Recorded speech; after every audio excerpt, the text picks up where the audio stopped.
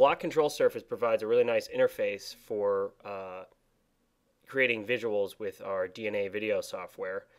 It doesn't give you as many controls as our OM64 does. That's designed for a central clip bank and multi-hand effects operation.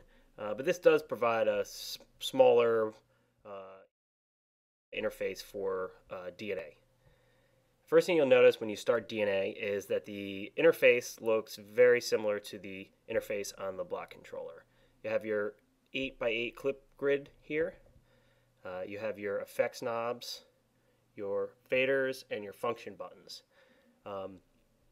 When you start up DNA, everything is pre-mapped to the block if you have that plugged in, or the OM64 if you have that plugged in. The software detects it and then automatically maps everything to the controller.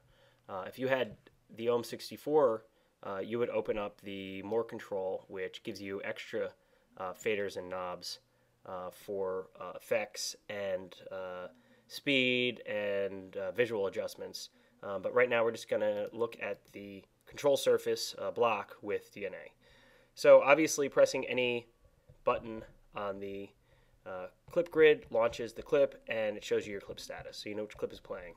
There's also a history mode, which will show the last 3 buttons pressed if you want to keep track of the last 3, but I have it just in single mode here, so I press a button and it triggers the clip. Now everything in the software is pre-mapped, but you can of course remap it any way you'd like.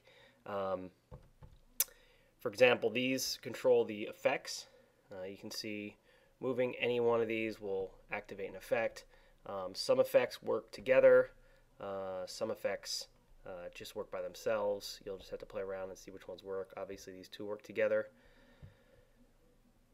You can create banks of effects.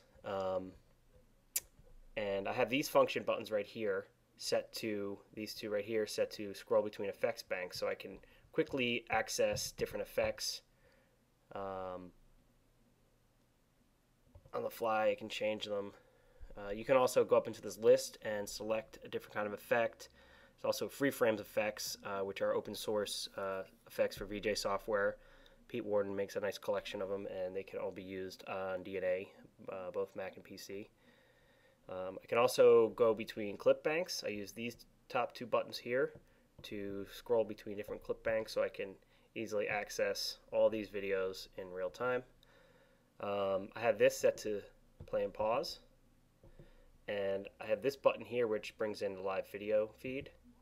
So there's my live video feed. I can add effects to that live video feed. I can also mix in a clip with that video feed. And if I hit it again, it'll turn that off and just go back to my clip mixing. Now there's 2 modes of mixing in DNA. There's crossfade mode and cut mode. So in crossfade mode, when I press a button, it automatically fades into the next video. You can turn that, you can adjust that time, that crossfade time, in the preferences. You can also select cut mode, which simply cuts to the next video. And these 2 faders here you can have set to any parameter you like. I have this one set to fade to black. These are 2 things that I use most often, fade to black and crossfade.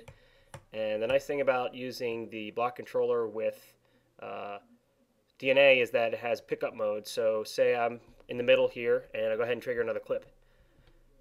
It doesn't, I can move this and it's not going to automatically jump to the center. It waits till I get to the point where it is in the software, so I can always kind of keep track of where I am.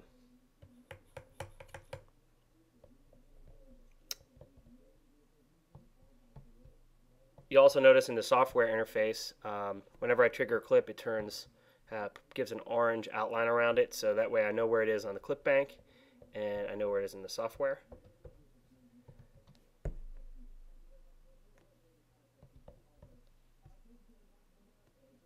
There are other features that are available in DNA, such as multiple screen outputs, so you can project on different screens from the same computer, captions, freeframe effects, and some other stuff I'm probably forgetting here. Networking, so you can control multiple computers at the same time, and look for our other video tutorials that show you examples of those in action.